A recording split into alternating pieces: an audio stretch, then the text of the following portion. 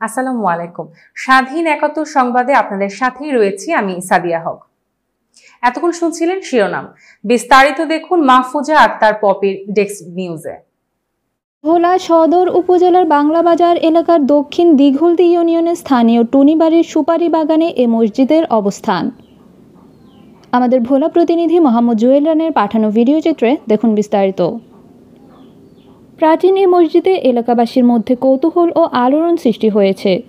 শত বছর ধরে মসজিদটি পরিত্যক্ত অবস্থায় থাকায় চারিদিকে বন জঙ্গলে ঢেকে গেছে। এরপর থেকে কেউ ভয়ে মসজিদটির কাছেও যেতেন না। সম্প্রতি বাগানের বন জঙ্গল পরিষ্কার করা হলে মসজিদটি জনসম্মুখে আসে। গত কয়েক মাস আগে ওই মসজিদের একটি ছবি সামাজিক যোগাযোগ মাধ্যমে ছড়িয়ে পড়লে বিষয়টি সকলের নজর কাড়ে। তবে মসজিদটি ঠিক কত বছর আগে নির্মাণ হয়েছে তার সঠিক তথ্য কারো জানা না থাকলেও ঘুরতে আসা শরণার্থী এবং স্থানীয়রা জানান। আমরা আসলাম ভোলায় ঐতিহ্যবাহী ৫০০ বছরের পুরনো মোগল আমলে অবস্থিত মসজিদের কথা শুনে।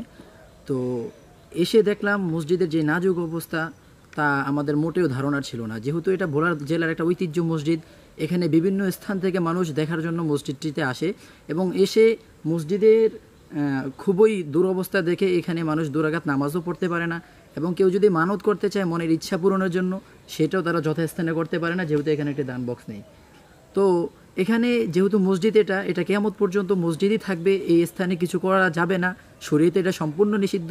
সুতরাং এখানে যারা গণ্যমান্য ব্যক্তি আছেন তাদের কাছে আমাদের একটি দাবি থাকবে যে মসজিদটির যথাযথ সংস্কার করুন এবং যদি এটি সম্ভব না হয় এবং এটি যদি ভিত্তিহীন হয়, ঝুঁকিপূর্ণ বিল্ডিং হয়ে যায়, তাহলে এটার পাশে একটা মসজিদ করে আপনারা ওই মসজিদটিতে চালু দেন এবং মুসল্লিরা যাতে দূর দূরান্ত থেকে এসে এখানে নামাজ পড়তে পারে এবং এলাকাবাসীর জন্য যাতে এটা সুবিধা হতে পারে। এই মসজিদটা আসলে আমরা ছোটোবেলা থেকেই দেখি। আর দ্বিতীয় কথা হলো, এটা আমার বাবাও জানে না, বাবার বাবাও জানে না, মানে আমার দাদাও জানে না এটা কত সালের কি আসা বিষয়। তো যাই হোক, আমরা ছোটোবেলা থেকে দেখতেছি। তো বাবা এটার সংস্কার করছে, লোকজন দিয়ে এটা পরিষ্কার করছে, করানোর পরে একটা লোক রাখছে মুরব্বী। তো উনি বিনা স্বার্থে কিছুদিন এটাতে ইমামতি করছে। এখানে তো বাগানের ভিতরে আসলে লোকজন নাই নামাজ পড়ার। তা এখন উনি কিছুদিন থাকার পরে উনি মারা গেছে, বৃদ্ধ লোক। তারপর থেকে এটা এইভাবেই রয়েছে। এখন বিভিন্ন লোকজন আসে দেখে, এই আর কি। না, একটা লোক আসে আমার এখানে, এটা দেখে, এটা আমার কিন্তু অবশ্যই ভালো লাগার বিষয়।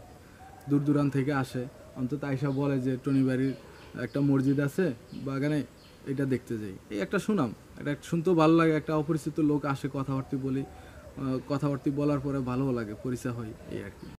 মাহফুজা আক্তার পপি, স্বাধীন ৭১।